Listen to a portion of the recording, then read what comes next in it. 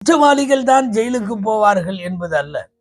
திருக்குர்ஆன் கூறுகிற யூசுப் அலைஹிஸ்ஸலாமினுடைய அழகிய வரலாற்றில் பல்வேறு இடங்களில் சிறை வருகிறது, சிறை கைதிகள் வருகிறார்கள், சிறை தண்டனை குறித்த செய்திகள் வருகிறது. வெளியிலே இருந்தால் குற்றச் செயலுக்கு பல பேர் தன்னை தூண்டுகிறார்கள் என்கிற காரணத்தால் பரிசுத்தத்திற்கும் பத்தினித்தனத்திற்கும் கற்பொழுக்கத்திற்கும் பெயர் போன யூசுப் அலைஹிஸ்ஸலாம் அல்லாஹ்விடத்திலே கையேந்தி இப்படி பிரார்த்தித்தார்கள், ரப்பி அஸ்ஸிஜ்னு அஹப்பு இலைய மிம்மா யதஊனனி இலைஹி.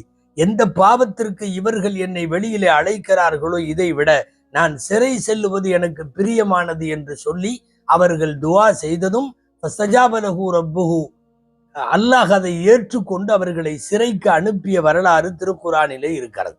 ஃபலபிஸ ஃபிஸ்ஸிஜ்னி பித்அ ஸனீன், சில ஆண்டு காலங்கள் அவர்கள் சிறைகளிலே இருந்தார்கள் என்று வருகிறது.